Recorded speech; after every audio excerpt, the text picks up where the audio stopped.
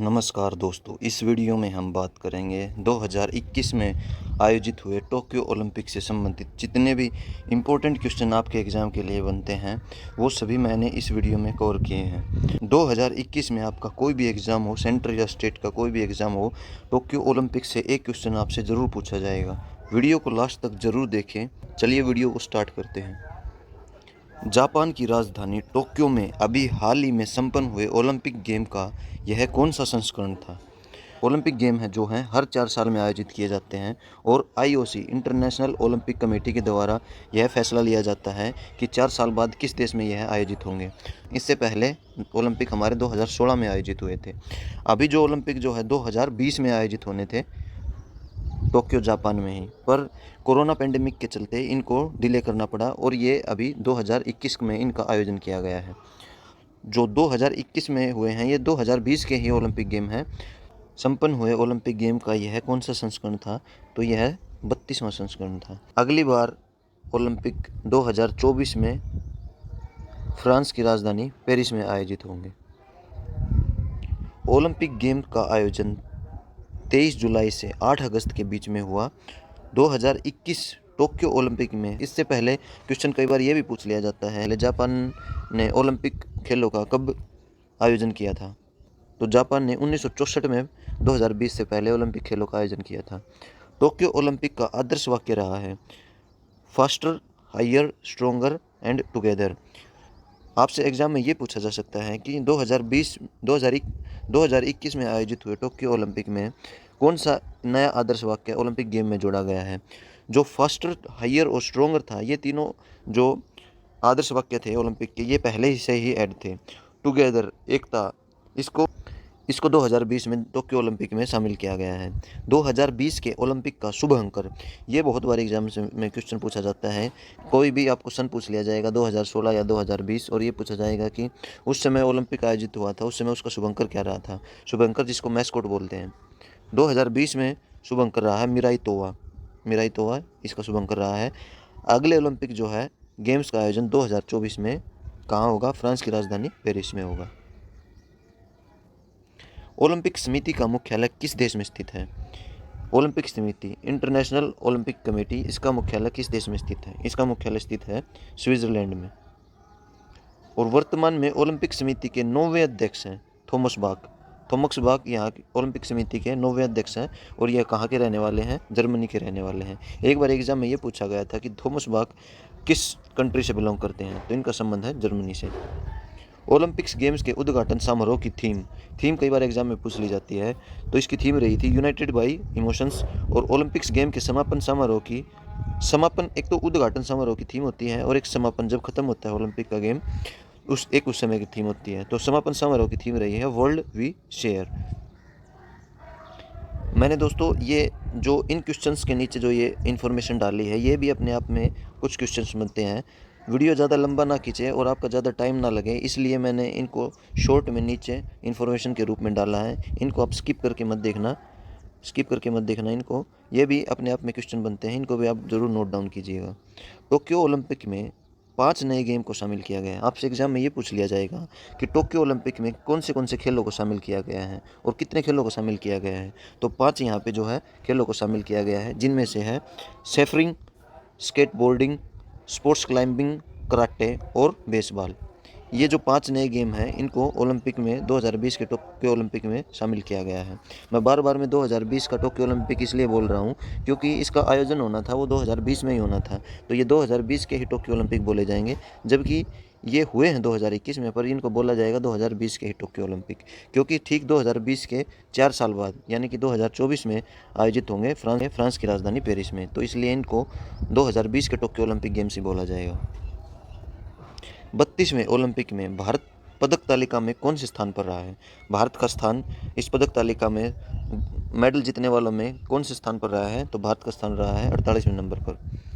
भारत की तरफ से विभिन्न खेल प्रतिस्पर्धाओं में 119 खिलाड़ियों के द्वारा टोक्यो ओलंपिक में भाग लिया गया और भारत ने पहली बार 1928 में ओलंपिक में शामिल हुआ था। ये 2 क्वेश्चन इंपॉर्टेंट बनते हैं यहाँ से। आपसे ये पूछ लिया जाएगा कि 2020 के टोक्यो ओलंपिक में जिनका आयोजन 2021 में हुआ है, इनमें भारत के कितने खिलाड़ियों ने भाग लिया था? तो 119 में। और ये भी पूछ लिया जा सकता है भारत ने ओलंपिक में पहली बार कब शामिल हुआ था? तो 1928 में भारत ओलंपिक में पहली बार शामिल हुआ था।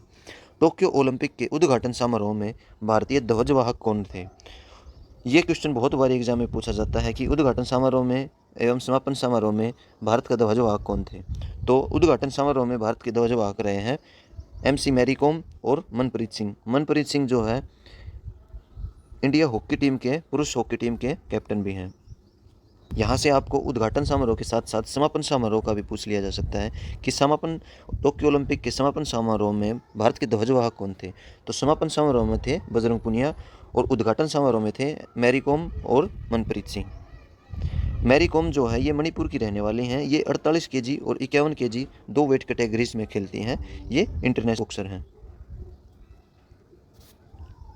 टोक्यो ओलंपिक में पदक तालिका में शीर्ष स्थान पर कौन सा देश रहा है? कौन सा देश रहा है जिसने सबसे ज़्यादा टोक्यो में ओलंपिक में सबसे ज़्यादा मेडल जीते हैं?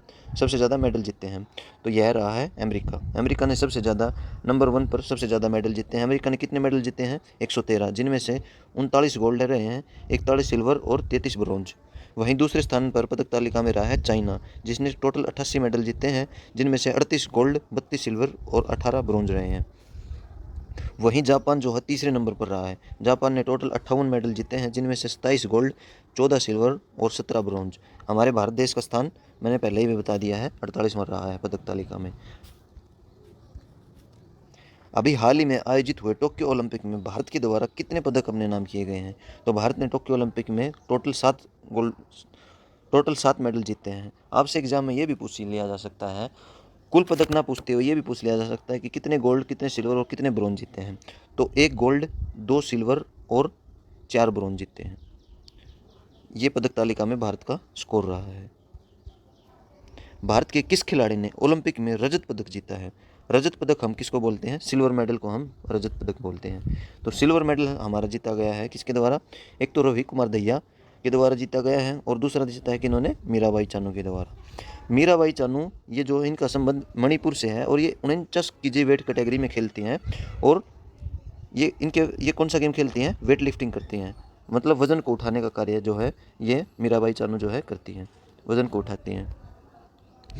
आपसे एग्जाम में क्वेश्चन ये भी पूछ लिया जा सकता है कि रजत पदक विजेता मीराबाई चानू किस वेट कैटेगरी में खेलती हैं?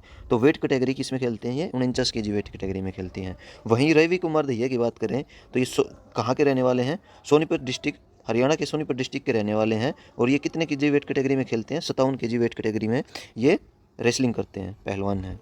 तो यहाँ से ये 2 क्वेश्चन आपको जरूर ध्यान में रखने हैं कि खिलाड़ी कहाँ से रहने वाला है, वो किस वेट कैटेगरी में खेलता है, उसके पास कौन सा गेम है। ये दोनों क्वेश्चन आपको ध्यान में रखने हैं।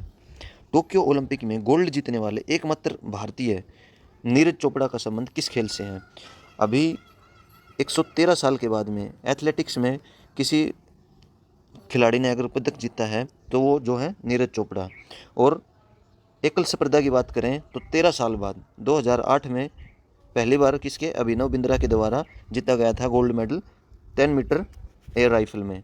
तो आपसे ये क्वेश्चन भी पूछ लिया जा सकता है कि नीरज चोपड़ा 2021 से पहले किस खिलाड़ी के द्वारा भारत को गोल्ड मेडल दिलाया गया था? तो 2021 से पहले 2008 के ओलंपिक में अभिनव बिंद्रा के द्वारा एकल स्पर्धा में 10 मीटर एयर राइफल में इन्होंने गोल्ड जीता है। उसके बाद 13 साल बाद में हमारे गोल्ड बॉय नीरज चोपड़ा के द्वारा यह कीर्तिमान हासिल किया गया है। तो इनका संबंध किस खेल से है? ये जेवलिन फेंकते हैं। जेवलिन बेसिकली 100 मीटर का एक ग्राउंड होता है जिसमें आपको जेवलिन दिया जाता है और कुछ मीटर डिस्टेंस में दौड़कर आपको वो है फेंकना होता है, आपने देखा भी होगा। नीरज चोपड़ा के द्वारा ये भी क्वेश्चन आपसे एग्जाम में पूछा जा सकता है कि किस तारीख को यह गोल्ड मेडल जीता गया था? तो 7 अगस्त 2021 को। 7 अगस्त, आपसे 7 अगस्त 8 अगस्त ऐसे ऑप्शन में दे दिया जाएगा, तो इन्होंने 7 अगस्त को गोल्ड मेडल जीता है। और 7 ही अगस्त को अब हम हर साल भाला फेंक दिवस के रूप में मनाएंगे, सेलिब्रेट करेंगे। इसकी घोषणा किसके द्वारा की गई है? एथलीट फेडरेशन ऑफ इंडिया के द्वारा इसकी घोषणा की गई है। आपसे पूछा भी जा सकता है एथलीट फेडरेशन ऑफ इंडिया के जो है डायरेक्टर एवं चेयरमैन कौन है? तो इनका नाम है डॉक्टर ललित बनोट। नीरज चोपड़ा की बात करें तो इनका संबंध हरियाणा के पानीपत डिस्ट्रिक्ट के खंडरा गांव से के रहने वाले हैं। इनसे संबंधित मैंने एक पहले वीडियो बना रखी है, आप जाके उस वीडियो को देख सकते हैं। इनकी जन्मभूमि, इनका जन्म स्थान एवं इनसे संबंधित जितने भी एग्ज़ाम ओरिएंटेड क्वेश्चन आपसे पूछे जा सकते हैं उन सब के बारे में मैंने उस वीडियो में बताया है। आई बटन में मैं आपको वो वीडियो डाल दूँगा, अगर आप देखना चाहते हैं तो देख सकते हैं। भारत के किस खिलाड़ी के द्वारा टोक्यो ओलंपिक में कांस्य पदक जीते गए हैं? तो कांस्य पदक अब की बारी हमने कितने जीते हैं? 4 कांस्य पदक जीते हैं। किस किस के द्वारा जीते गए हैं? बैडमिंटन खिलाड़ी पीवी सिंधु, रेसलिंग खिलाड़ी बजरंग पुनिया एवं इंडियन मेल हॉकी टीम के द्वारा और लवलिन बोरगोन, इनके द्वारा कांस्य पदक अब की बारी जीते गए हैं। लवलिन बोरगोन ये जो है असम राज्य की बॉक्सर हैं, जो कि कितने वेट कैटेगरी में खेलती हैं? 69 kg वेट कैटेगरी में ये खेलती हैं। इनका संबंध बॉक्सिंग से है। बजरंग पुनिया की बात करें तो ये हरियाणा के झज्जर डिस्ट्रिक्ट के रहने वाले हैं और ये कितने केजी वेट कैटेगरी में खेलते हैं? 64 kg ये जो है वेट कैटेगरी में रेसलिंग करते हैं। पीवी सिंधु की बात करें तो इनका संबंध हैदराबाद से है। इनका जन्म स्थान हैदराबाद है, जो कि तेलंगाना की राजधानी है।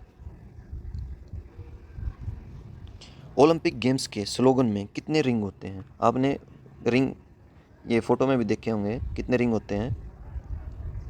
5 रिंग होते हैं, जो हमारे 5 महाद्वीपों को डिनोट करते हैं।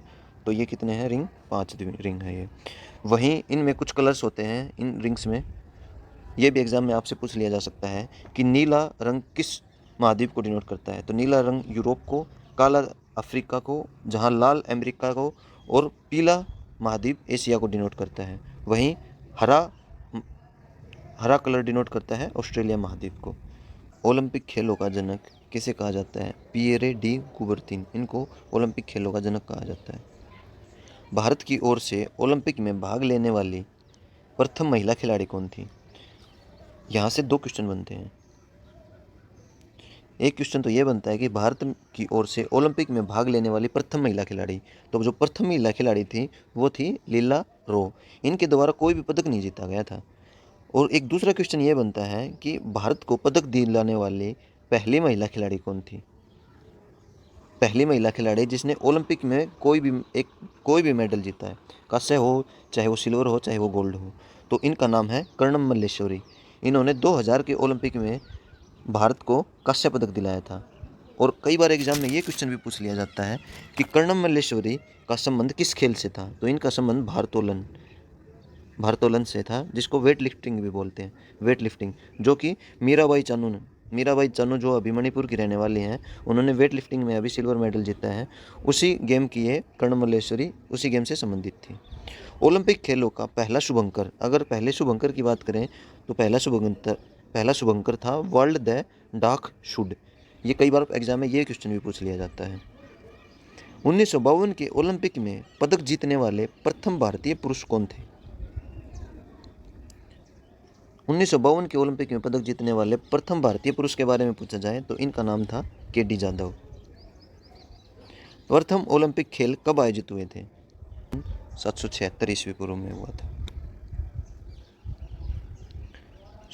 वीडियो का लास्ट क्वेश्चन है, राष्ट्रमंडल खेलों की शुरुआत 1930 में कहाँ हुई थी? पहला क्वेश्चन तो ये बनता है कि राष्ट्रमंडल खेलों की शुरुआत किस सन में हुई थी? तो इनकी शुरुआत हुई थी 1930 में। और ये कहाँ हुई थी? इनकी शुरुआत कनाडा में। क्वेश्चन में ये भी पूछा जा सकता है कि राष्ट्रमंडल खेलों में भारत के द्वारा कब शामिल हुए थे या कब भाग लिया था? तो भारत ने 1934 में राष्ट्रमंडल खेलों में भाग लिया था। वहीं एशियाई खेलों के बारे में भी आपसे ये क्वेश्चन पूछा जा सकता है कि एशियाई खेलों का प्रारंभ कब व कहाँ हुआ था? एशियाई खेलों का प्रारंभ हुआ था 4 मार्च 1951 को नई दिल्ली से एशियाई खेलों का प्रारंभ हुआ था। ये वीडियो का लास्ट क्वेश्चन था। आई होप कि वीडियो आपको इन्फॉर्मेटिव लगा होगा। ये 15 क्वेश्चन आपको कम दिखाई दे रहे होंगे, पर इसमें मैंने जो नीचे इन्फॉर्मेशन डाली है, अगर मैं उनको क्वेश्चन के रूप में बनाता तो यही वीडियो आपको 50 क्वेश्चन के करीब बन जाती। पर मैंने वो इन्फॉर्मेशन नीचे डालना ही ज़रूरी समझा, क्योंकि आपको ज़्यादा वीडियो लंबा न प्रोवाइड करके एक छोटा इन्फॉर्मेटिव वीडियो प्रोवाइड करवाया जाए, यही मेरा मोटिव रहा है। Thank you for watching this video में लास्ट तक बने रहने के लिए आप सभी का धन्यवाद। अगर टोक्यो ओलंपिक से संबंधित कोई भी क्वेश्चन बनता है तो आपका इस वीडियो से बाहर क्वेश्चन एक भी नहीं आएगा। Again thank you so much video को लास्ट तक देखने के लिए। Thank you.